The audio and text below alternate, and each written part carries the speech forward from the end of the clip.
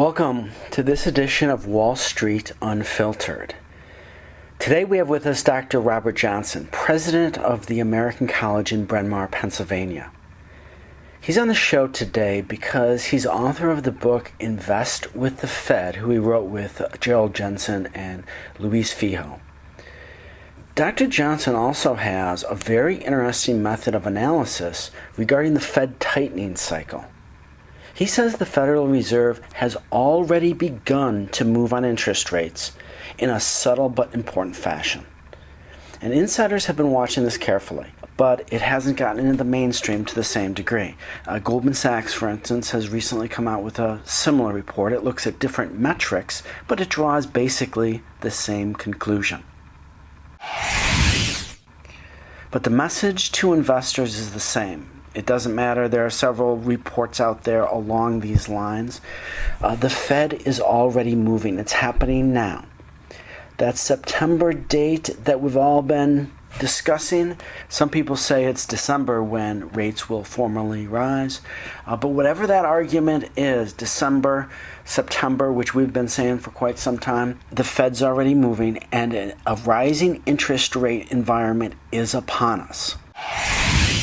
So the question is, how do you handle a market environment like this?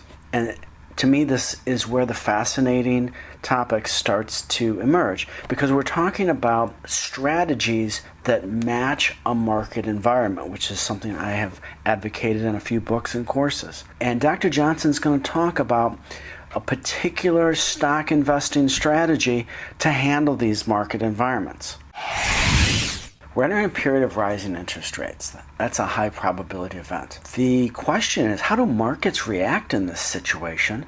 And how should someone manage a portfolio in a contracting monetary environment? These are the questions we're going to put to Dr. Johnson. Dr. Johnson, welcome to the show. Thank you. It's great to be here.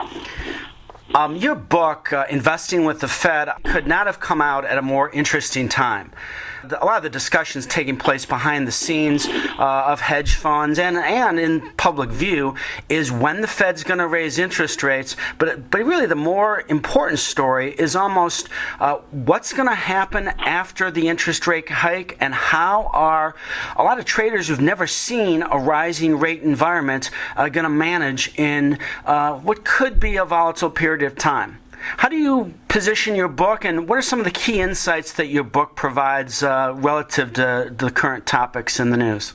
The most insightful finding in the book, I think, is that we find that the value effect and the small firm effect are highly concentrated in expansive monetary conditions. Explain that further. Your discipline is you're in a value discipline. Don't expect that discipline to outperform in rising interest rate environments. It hasn't in the past. Where it outperforms is in expansive monetary conditions. The same thing is true with the small firm effect. If you're highly concentrated in small firms, or that's your discipline, small firms and large firms perform about the same during rising interest rate environments. The small firm effect is highly concentrated in expansive monetary conditions. Are there any general indices that outperform during a rising rate environment? From a risk standpoint, from a risk-reward standpoint, you'd want to be in larger cap stocks during a rising interest rate environment. But in terms of that outperform, no.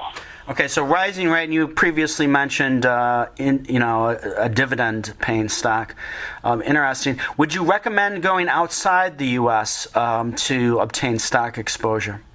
It's a great question, and what our research shows is that the developed world moves in concert with interest rate environments. In other words, the developed world for a U.S. investor does best in expansive environments and worst in restrictive environments. So you don't get that very important diversification benefit when you go globally. Now, having said that, and this is a much smaller sample size, we don't have data far enough back on emerging markets. So please take this with a grain of salt, that our data set is only the past 20 years. But actually what we find is that emerging markets have actually outperformed developed markets globally in restrictive monetary environments. It's funny you say that, because Bridgewater is also on that boat. I'm doing an article that's going to be published today about them liking the value in Mexico, and I've heard that value proposition on certain emerging market countries. Bridgewater has a very disciplined method they use to determine a value. They look at debt ratios. They look at a number of things that are kind of fascinating. So you're on the same page with Bridgewater. That's pretty good company. Yeah, well, in Invest with the Fed, we focus specifically on the long-term investment implications of different Fed policies. We're not looking at the immediate reaction to Fed policy changes. We're looking at the long-term ramifications of changes in Fed policy. And basically, it's trends in interest rates that we look at. And not to get too detailed, we look at two interest rates, the discount rate and the Fed funds rate, and in what direction they're moving. And we classify monetary policy environments as either expansive, that is when both rates are declining, restrictive, both rates are increasing, and indeterminate when the rates are moving at odds with each other.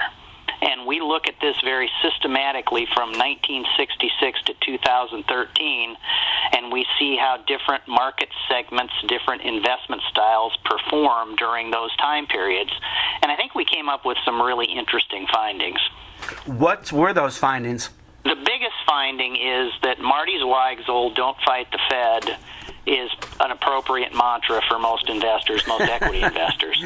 That is, we found that the equity markets performed dramatically better when the Fed was expansive in monetary policy and dramatically poorer when the Fed was restrictive with monetary policy. And when it was an indeterminate monetary policy, the market performed in between those two.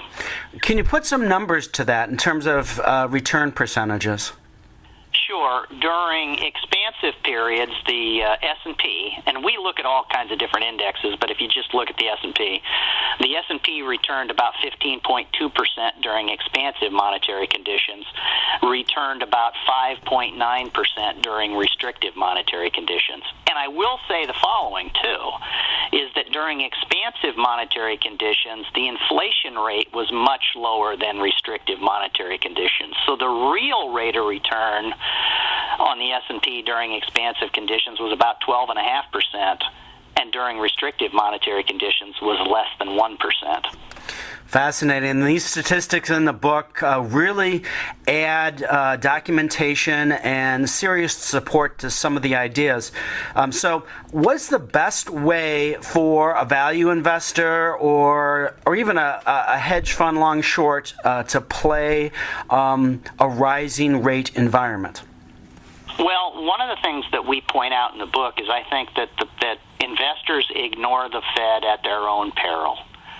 And what I mean by that is I think that investors should condition their expectations and condition them downward for equity markets during rising interest rate environments. And again, Mark, I want to point out that we find that it's the direction of interest rates that matter, and not as much matter more than the level of interest rates.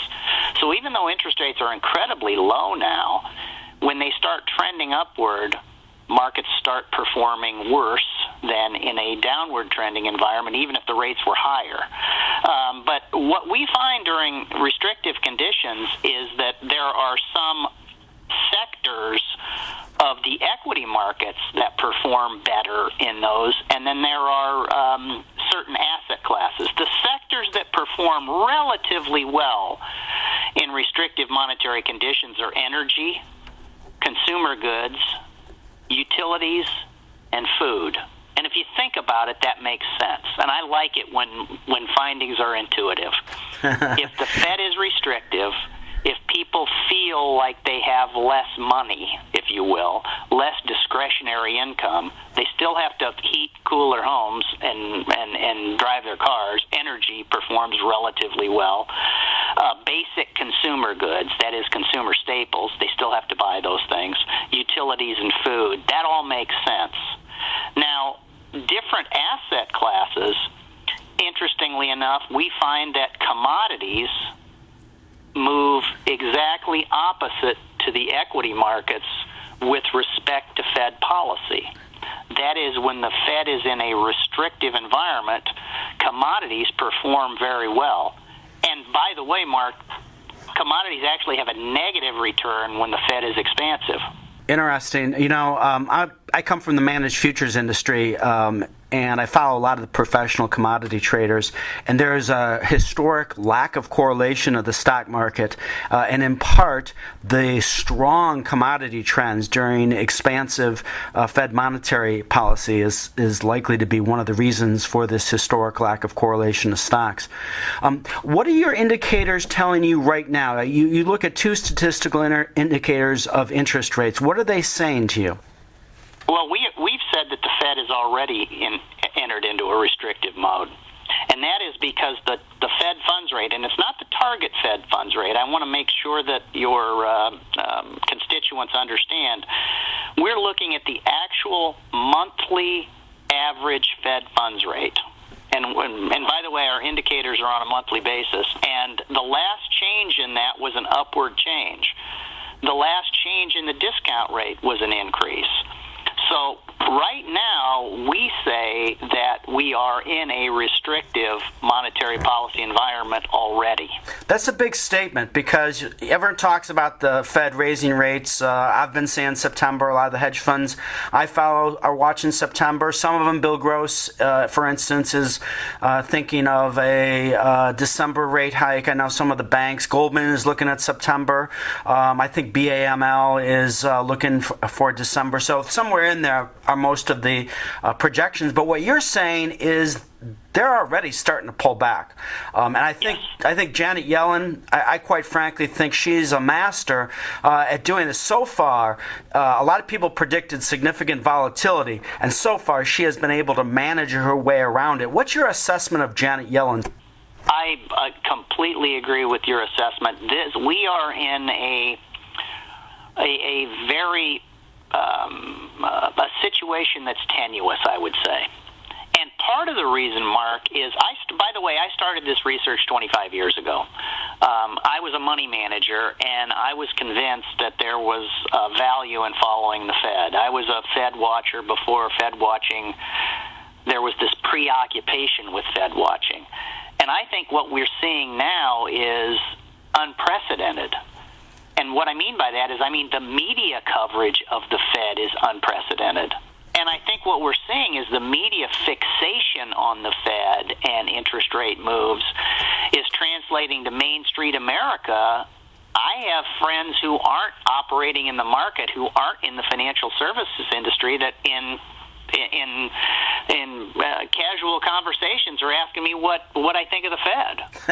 That would You're the guy never to ask. happened 25 years ago. But I think, Mark, there's a message here.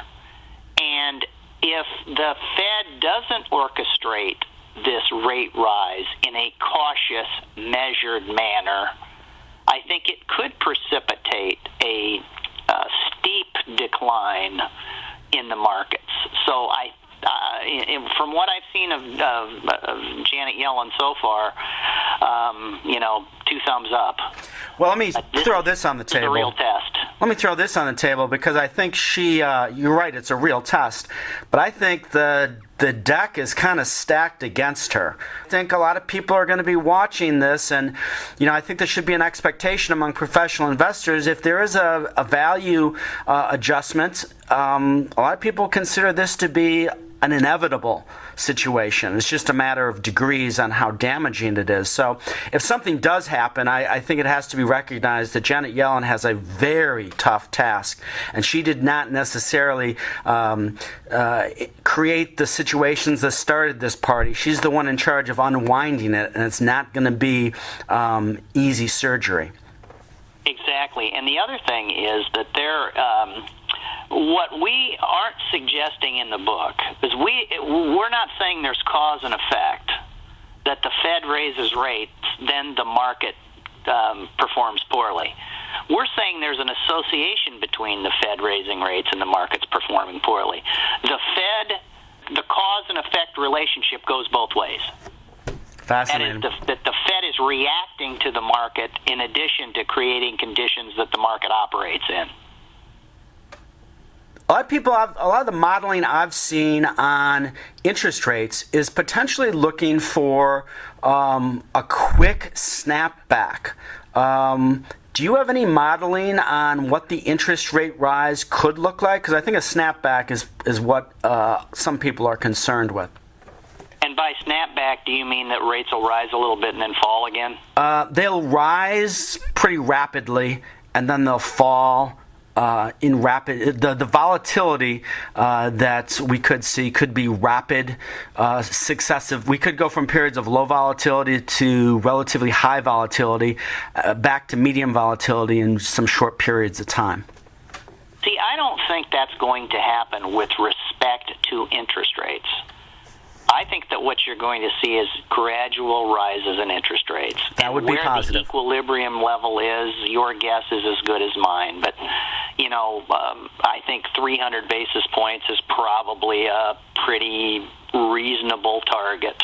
Yeah, it's interesting. I've heard the 4% number. Yeah, I've heard.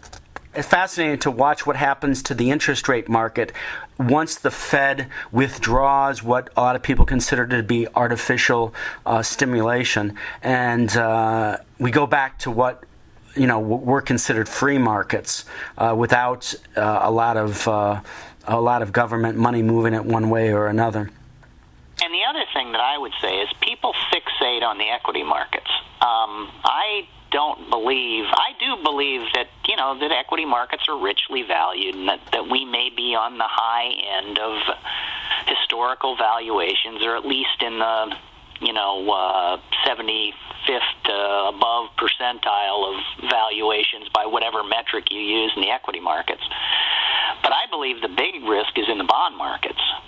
I think if you look, we've been in a 34-year secular decline in interest rates. Exactly. And I think that the big bubble, I think the big risk for investors is in the bond market. And I don't know that people necessarily understand that. Many of your constituents certainly do. But I think that Main Street America, I'm going to get out of the stock market before the Fed raises interest rates, and I'm going to go into those safe bonds. Yeah, risk-free. I think we're back to that place that when Warren Buffett said, bonds ought to come with a warning label. Yep. He said that a couple years ago, and he's right. He may have been a little early in saying that. There are a lot of people that watched the debt crisis. I'll take Warren Buffett's bet there, and I know which side of bonds I want to be on right now. So if you're not in bonds, where are you? What's in a portfolio? Where's the bond substitute? See, I think, Mark, that the bond substitute can be high dividend paying equity securities. If you're really looking for that yield that you need, I think the worst thing that investors can do is reach for yield. I wrote a piece for Value Walk, about a year ago, I guess, that said the most alarming market metric. And the most alarming market metric to me was that the Barclays junk bond index was yielding under 5%. A lot of people have been watching that point as well. I saw Larry McDonald make that point when he was talking about Lehman Brothers the other day. So you're not alone in that assessment. Let me ask you a question. There is an active discussion that takes place among professional traders on the yield curve, and they wonder what's going to be the trigger point for the correction in the bond market. And some say it's going to be the bond market. Other people say we might see it in the foreign currency market. And the foreign currency market would actually lead the bond market. Do you have any opinions regarding this? Yeah, I would hate to speculate on that. All I know is, Mark, if I'm operating in the bond market at all, I'm just looking for safety and not looking for yield. It's just a place to park cash for now. And I'd be very much on the short end and very low risk. And that's not going to get you the yield that many people want. But again, I think reaching for yields in this market is you're really putting yourself at risk. Yeah, it's funny you say that because right now in this sort of Disneyland stimulus-driven environment, you might sound like a party pooper, but I'm going to tell you, when you're the hero, or let's call it that bond value adjustment occurs, then your portfolio ideas, you're going to be treated like the god. Too bad it's going to be too late. So to conclude this interview, give me the ultimate invest with the Fed portfolio. Right now, quickly go through the top primary sectors of a portfolio that you'd recommend. What I would do right now is I would be in commodities, I would be in energy stocks, I would be in food stocks, and I'd be in utilities. And when I say I'd be in those, Mark, I don't think anybody should make wholesale changes to their portfolios based on my research. You're going to overweight certain things. I'd overweight those. I think that going to, selling out, for instance, your equity position and buying commodities. I'm not saying sell 100% of your equity position and buy commodities. No. But increasing your commodity exposure in rising interest rate environments really a smart thing. Well, the good thing about this audience is they're generally sophisticated. You mentioned a couple points. I can tell you some of the picks you just mentioned, are on Goldman's VIP list. Also, the point you made about oil. I know a fair amount of relative value hedge funds who have been looking at oil and think that a year from now we're going to be seeing higher oil prices. 2 years from now we're going to be seeing significantly higher oil prices. And there's an upside call to the potential domestic and international volatility coming out of the Middle East. So there are a lot of... I think the downside risk in those areas is just a lot less. Terrific. It's been great talking to you today, and I wish you all the best, and keep us updated, because I think this story is going to develop as we get closer to that rate rise. I appreciate it. The book is Invest with the Fed. It's available at Amazon.com. It is a valuable read. There are nuggets and statistics in there that I think every professional investor needs to be aware of. Dr. Bob Johnson, thank you for joining us today. I appreciate it, Mark. Thank you. That was good of Dr. Johnson to come on and share his knowledge. What's interesting to me, again, is the market environmental component here. Now, Dr. Johnson speaks primarily of stock and stock categories, and I look at alternative investments. So for me, I'm thinking to myself of adding some of Dr. Johnson's wisdom to a portfolio that includes managed futures, that includes some long-short hedge funds, some non-correlated investments alongside your stock exposure. And there are different ways to get stock exposure. You can invest in equities, there's derivative methods, there's ETF methods, and these are all components that an investor should be aware of the variables, aware of the pros and cons. What's the most cost-effective method to carry S&P exposure, for instance? What's the most cost-effective method to carry bond market exposure? Bill Gross, for instance, had probably one of the most innovative bond strategies in a falling interest rate environment, a period of monetary expansion, than anyone. He found it most cost-effective to use derivatives to manage exposure to interest rates. So there are different schools of thought, and the traditional school of thought is one way of looking at it, but we're entering a rising rate environment, and looking at different methods of correlation is an important point in a portfolio that can manage during all weather conditions. Speaking of weathering in all weather conditions, next podcast we have on the show Jack Schwager. Many of you know Jack Schwager through the Hedge Fund Wizards books, which were fantastic books and really put him on the map. I actually was introduced to Jack. He's an old school derivatives author, and I was introduced to him through some of his first books, which were on derivatives. So Jack is going to come on the show. He's got a system that he talks about. We talk about some market environmental exposure. We talk algorithmic trading strategies. And we talk about investing in appropriate strategies for the market environment. I hope you'll join us on the next Wall Street Unfiltered, and thanks for joining us on this show.